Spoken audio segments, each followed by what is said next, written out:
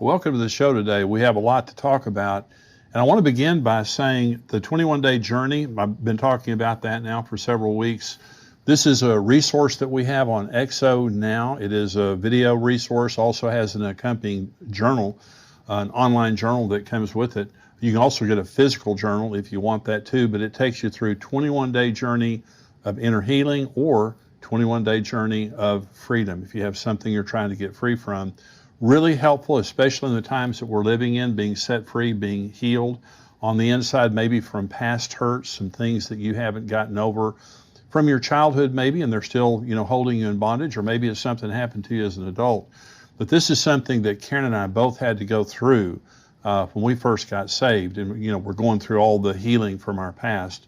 Really helpful, 21dayjourney.com/tipping point. And when you go on there, just put in the promo code tipping point and you'll get 25% off your first month. Now, this message today is on the Tribulation Temple. I've been talking about a timeline.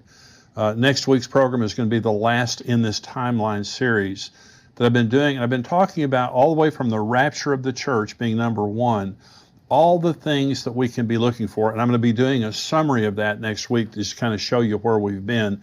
But next week, I'm talking about the end of all things, how everything ends at the end of the book of Revelation, end of the Bible. And so I want to talk about the Tribulation Temple today because there has to be a rebuilt temple in Israel, on the Temple Mount in Jerusalem. There has to be a rebuilt temple for there to be a tribulation. Let me begin in Daniel's chapter 9. And this is the angel Gabriel talking to Daniel about the future of Israel. And now he's talking about the Antichrist. He says, but he, the Antichrist, shall confirm a covenant with many, that's Israel, for 1 week, that's 7 years. That's a week of years. But in the middle of the week, 3.5 years into the 7 years, he, the Antichrist, shall bring an end to sacrifice and offering, and on the wing of abomination shall be one who makes desolate, even until the consummation which is determined is poured out upon the desolate, or the desolator is another way to say that, is until God pours out his wrath on the Antichrist.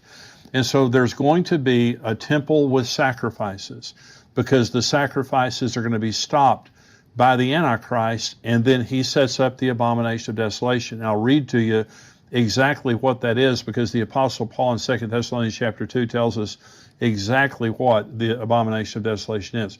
Well, the word abomination means repugnant or detestable to God.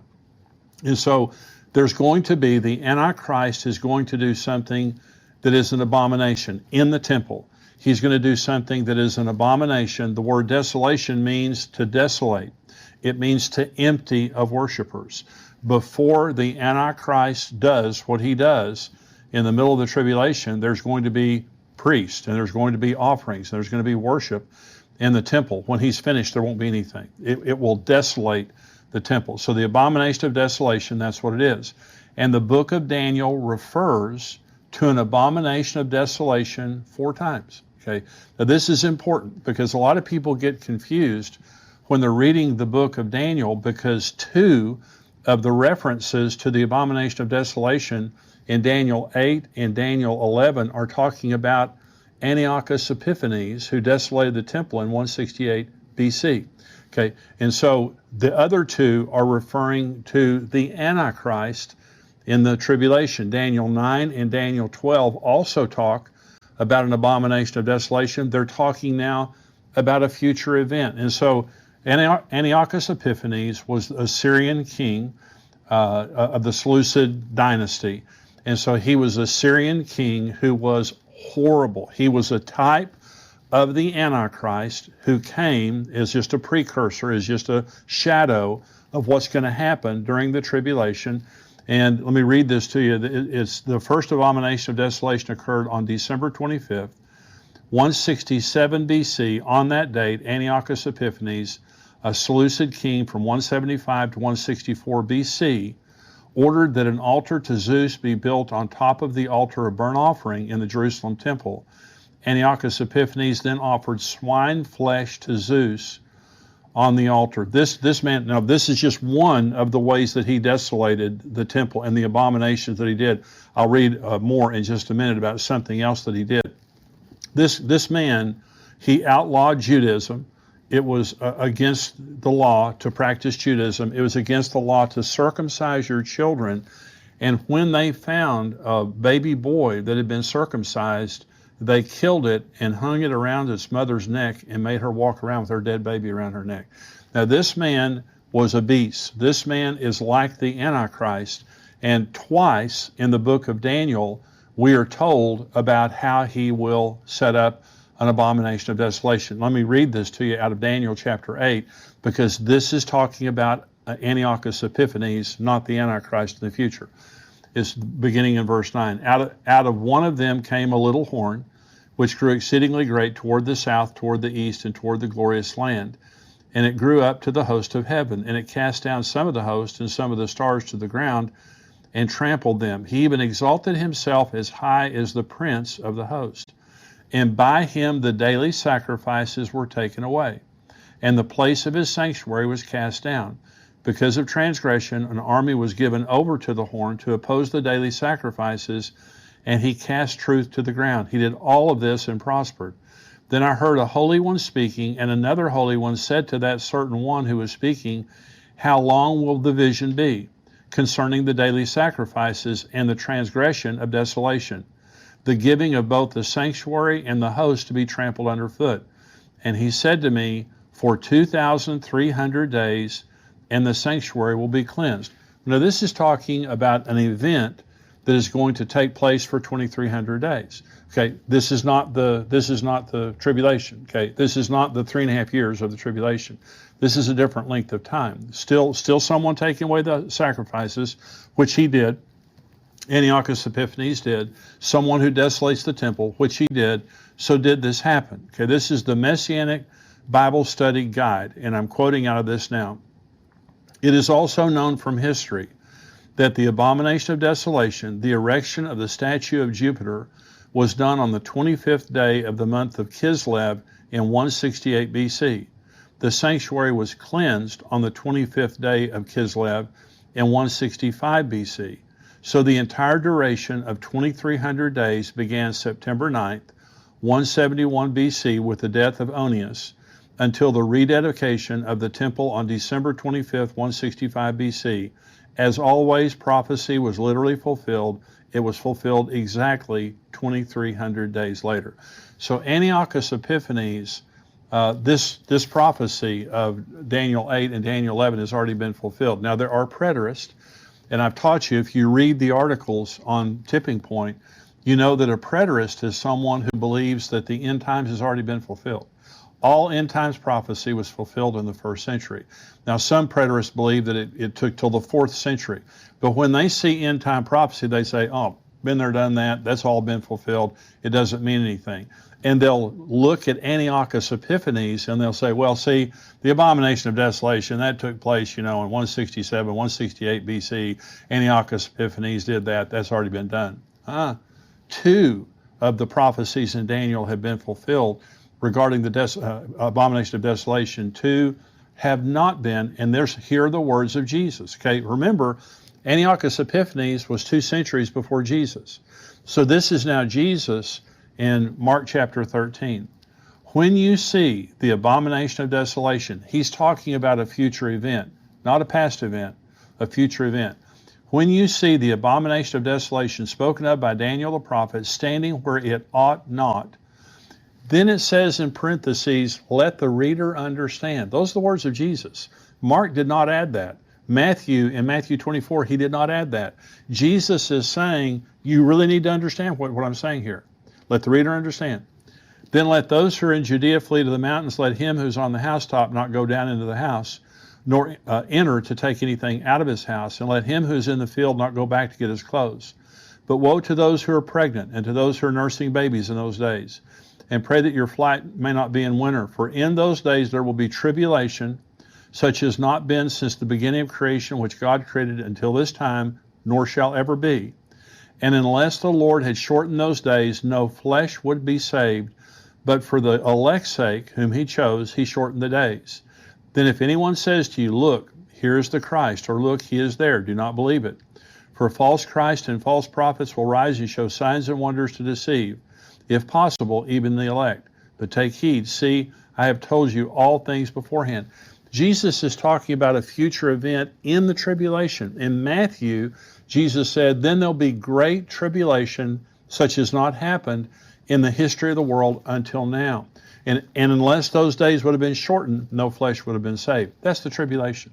So Daniel, when he talks about the Antichrist setting up the abomination of desolation, he's talking about the tribulation. 3.5 years. This is a 7-year covenant.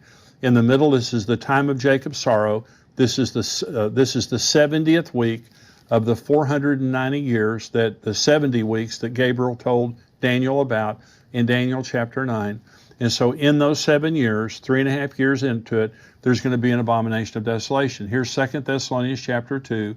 This is the Apostle Paul. Let no one deceive you by any means, for that day will not come unless the falling away comes first.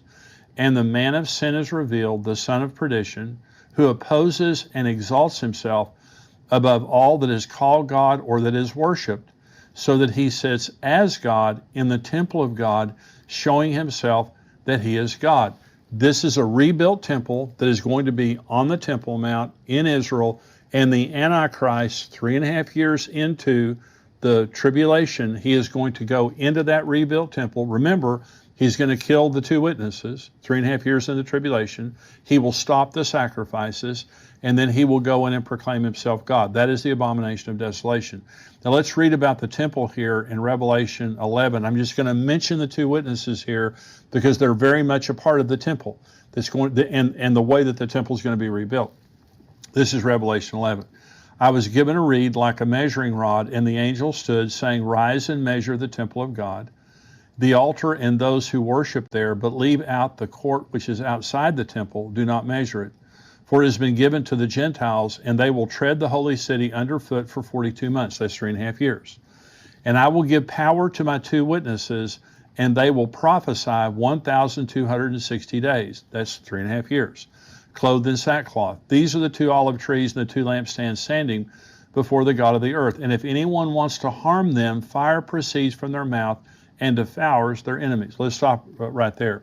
And so there's going to be a rebuilt temple in Jerusalem, and the 2 witnesses now will be ministering during that 3.5 year period of time, the first 3.5 years, when the temple is going to be rebuilt, when they're going to reinstitute the daily sacrifices. The 2 witnesses will be there. So let me give you 5 facts about the tribulation temple. Number 1, the temple will be rebuilt and animal sacrifices will be reinstituted before the middle of the tribulation. And this is the purpose now of like the Temple Institute. The Temple Institute in Israel, one of the questions today, by the way, someone asked is, should we be supporting financially the Temple Institute? They're great people. They're Jewish people. But they exist to see a temple rebuilt and animal sacrifices reinstituted. Okay, this is their stated purpose. And by the way, they already have, and I'll show you a picture here of a menorah. They already have the menorah prepared. This is covered with 200 pounds of gold. This is on display now in Jerusalem. Okay, so this is the menorah that they have prepared for the rebuilt temple. It's worth somewhere between $2 and $3 million. It's overlaid with 200. I think it's 200 pounds of gold. It's absolutely gorgeous. Made under the specifications of Moses and what Moses told the children of Israel. And so that's ready to go. They have articles for service. In other words, the pitchers, the bowls, all the different articles for service. They've been making these now for many years. They have the priestly garments. They have the ephod with all the stones in it, exactly the way that Moses said to build it. So ready to go. The Temple Mount Faithful. They have the cornerstone ready to go. When they build the temple, the cornerstone is ready to be laid. In the Jordan Valley, they have a school of priests. These are the Cohens, those of the priestly bloodline, and they are training them how to minister in the temple. And they've been training for 25 years. These things that have been happening, we talk about, rebuilding the temple. The Jews are ready to go. They have been doing this for many, many years. You can go on, I think it's the templeinstitute.org, and you can see what they have been doing. It's absolutely remarkable. They are not standing flat-footed. There's a tremendous amount of activity in Jerusalem right now for rebuilding the temple. Here's the second fact about the temple. The tribulation temple will share the Temple Mount with Gentiles, okay? Because it says, measure the temple, but not the outer court. It's been given to the Gentiles. I want to show you a picture here of the temple. This is the Temple Mount in Israel. This is the Dome of the Rock. This is the Al-Aqsa Mosque. And you'll notice that there is this empty area here, and this is the Golden Gate here, but this is the empty area here, and some people say this is where the Jews will rebuild the temple, but that's not what the Jews say. Now, there's a lot of argument about where the temple is going to be built on the Temple Mount. Well, there's some people that say the Temple Mount's located, down here to the south. So let me just say, there's a lot of argument on that, and I'm not going to join in that argument at all. Here's what I'm going to say. The people that are going to make the decision about where the temple is built are the Sanhedrin, the Jewish council that exists today in Israel, the Temple Mount, the Temple Institute, the Temple Mount Faithful, all those kinds of people. They're the ones that are going to rebuild. It is the consensus of, like the Temple Institute, all this has to be torn down. They're saying this is in the way. Even the Al-Aqsa Mosque. According to them, they're saying we have got to cleanse the Temple Mount of all of that. Well, so here's what John was told in Revelation 11. Measure the temple, but leave out the outer court, because it's been given to trample the Gentiles to trample. When it says that the Gentiles trample, it means they have authority for 3.5 years up here. So what I believe is there will be some of this, the Al-Aqsa Mosque, some of this will remain, but I believe this will be torn down. You say, well, how in the world can they tear that down without starting World War III? The two witnesses. The two witnesses are bulletproof. I just read you the scripture. It says, measure the outer court, and here are my two witnesses here. And if anyone tries to kill them, they call fire down from heaven. If anyone tries to kill them, they're killed in like manner. It doesn't matter if 300 million angry radical Muslims attack Jerusalem, the two witnesses cannot be harmed. They are going to protect the temple builders. And by the way, they're also going to protect them as they reinstitute animal sacrifices. The world will go crazy. When the Jews begin to sacrifice animals on the Temple Mount, the world will go berserk. You can imagine all the animal rights groups and what they're going to do when there are animal sacrifices on the Temple Mount. They cannot be touched when the two witnesses are present. So I'm just saying to you, I'm not going to decide where the temple's built. You're not going to decide where the temple's built. So our opinions really just don't matter. The ones that are going to decide are going to be the Sanhedrin, the Temple Institute, people like that. And it is their consensus, and you can read their own stuff. It's their consensus the Dome of the Rock has to come down. In fact, most of them believe the Al-Aqsa Mosque has to come down. But according to Revelation 11, because it's a shared property, according to John, that what he was told is the outer court's going to be given over to the Gentiles to trot underfoot for 3.5 years. And so I believe there'll be something present up there that will kind of throw a bone to other religions and Muslims or whatever. But the temple is going to be in that area, according to them. The third truth is the temple cannot be rebuilt without an unblemished red heifer to sanctify the Temple Mount and the priest. And you can see this now on YouTube. The Temple Institute has a video. You can see it on their website too. And they've been trying for decades now to find a red heifer. When they find a red heifer, Jesus is coming. You can just write that down. And they're trying very hard. They do have a couple of candidates right now. And they cannot have more than 2 hairs on the body. The red heifer cannot have more than 2 hairs on its body that are not red. And so one of the red heifers they have right now has several hairs that are not red, but they're waiting to see if it's going to change. They could change back to red or whatever. But as of this moment, they don't have a candidate that has been deemed acceptable. Okay, that could change any day.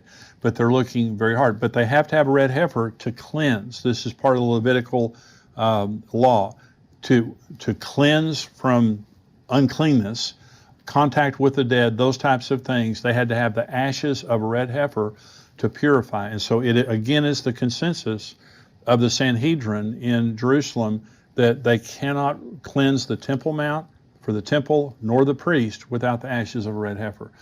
Number 4, worship and sacrifice cannot be resumed without the presence of the Ark of the Covenant. Now, this is a big deal. You may have seen Raiders of the Lost Ark and all that stuff. They have to have the Ark of the Covenant in that temple, or the sacrifices and offerings and worship are not meaningful. Okay, here's what the Temple Institute, now this is the Temple Institute's statement. Tradition records that even as King Solomon built the first temple, he already knew through divine inspiration that eventually it would be destroyed. Thus Solomon, the wisest of all men, oversaw the construction of a vast system of labyrinths, mazes, chambers, and corridors underneath the Temple Mount complex. He commanded that a special place be built in the bowels of the earth where the sacred vessels of the temple could be hidden in case of an approaching danger. Midrashic tradition teaches that King Josiah of Israel, who lived about 40 years before the destruction of the first temple, commanded the Levites to hide the ark together with the original menorah and several other items in this secret hiding place which Solomon had prepared. This location is recorded in our sources, and today there are those who know exactly where this chamber is, and we know that the ark is still there, undisturbed, and waiting for the day when it will be revealed. And so, according to the Temple Institute, they know exactly where the ark is. It's under the Temple Mount, in these mazes and labyrinths that Solomon built specifically to hide these articles from an approaching enemy. And so there are several priests now in Israel that say that they've seen it, that they're eyewitnesses to the fact that the Ark of the Covenant is there. Here's number 5. The Tribulation Temple will be the site of the abomination of desolation that marks the beginning of the Great Tribulation.